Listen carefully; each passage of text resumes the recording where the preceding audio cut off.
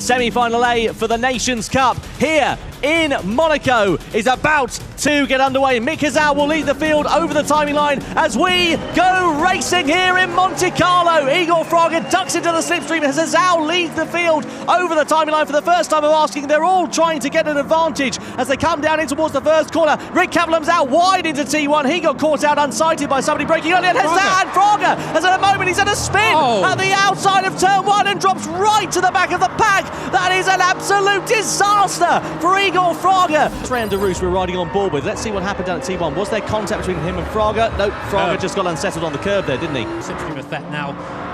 Again, a reminder, Igor Fraga, our champion from last year, currently, if the race ended, would be out of the competition in the first semi-final. So that is pretty crazy to think, but a long way to go just yet. We're on board with Adam Siswillo, currently in 4th position. I love this new onboard camera. It's a bit more involved, I think, than the static one. Gives us a real feel of what the drivers and what they're looking at. I mean, of course, in-game, the camera is static. When you're driving around, your eyes move around a lot, so it kind of simulates that somewhat. Point of vision is everything, isn't it, as well? It, really helps when you're looking through a corner, gives you a better idea of where you've got to go, and you'll see that here with Adam Siswillo, that you can see the eyes of the driver. They're moving towards the inside of the corner to try and get as better line as possible through there. So Fraga just picked up a penalty. Picked up a cut-tap penalty, and he was only about 9/10 behind Kevin Pounder, but now that gap's back up to 2 seconds. It is not looking 1.8 seconds now. This is not looking good for Igor. This is not looking good at all. It's very interesting to see how it's all playing out between these wilds. Meanwhile, in the background, you saw Benjamin Barda and Jose Brea going hammer and tong as Adriano Carrazza muscled his way through into P9. We only caught the back end of that one. Was there any more contact between Carrazza and Barda? Because those two, well, they've been running very close on circuit, and don't forget that Carrazza had that warning after the first corner. Here's what happened, Jimmy. So here we are then.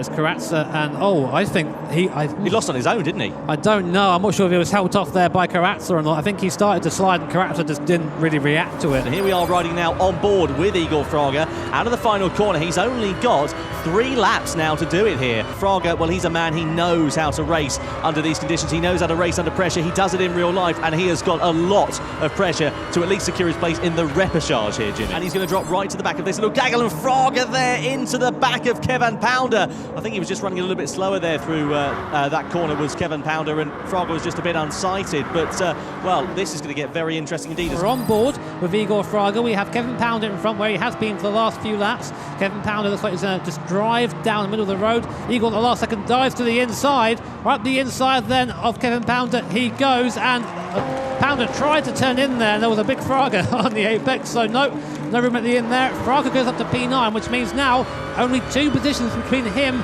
and the repechage. Speaking of penultimate, 2 laps left remaining here. It is all to play for this final spot in the repechage, and it's anybody's guess at the moment as to who is going to make it through. Out of these 3, Adam Siswillo is not going to be going by. Lewis Hamilton there in the bottom left-hand corner. Watch is on, and Ray and DeRouche is overtaken by Mangano, pushed wide, and Siswillo forces his way up the inside. They're side by side, banging door handles now down towards T4. Adam just about has the inside line. I think, yeah, Rayan just has the overspeed, can get back up front and defend the position, but that was almost Rayan going from 2nd to 4th. Whilst that was kicking off, Jimmy, Igor Fraga was given a penalty for one reason or another. He's now down into P10 as we now ride on board here with Rayan DeRouche. And I think that Igor Fraga's penalty, I'm just being told in my ear from the race stewards, was because of a corner cut. So that was a half-second penalty that he would have served. There you go. There you go. A flash of the lights, meanwhile, for Adam Siswillo as he tries to find his way back past Rayan DeRouche here. On to the last lap we come in semi-final A.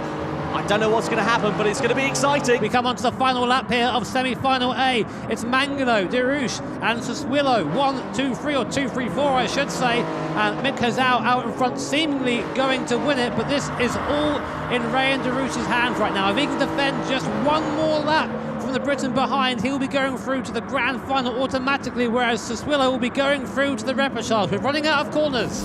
This is going to get very exciting and probably pretty interesting in the midfield.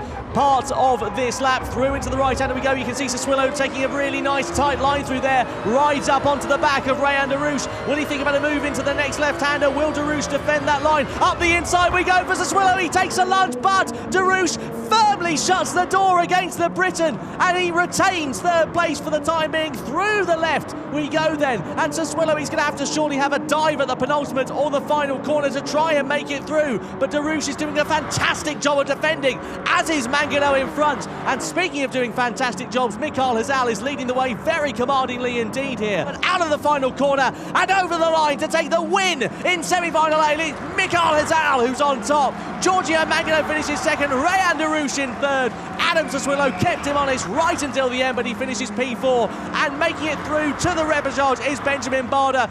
Breyer, Karadza, Fraga, Pounder and Kinlong Lee will go no further here tonight.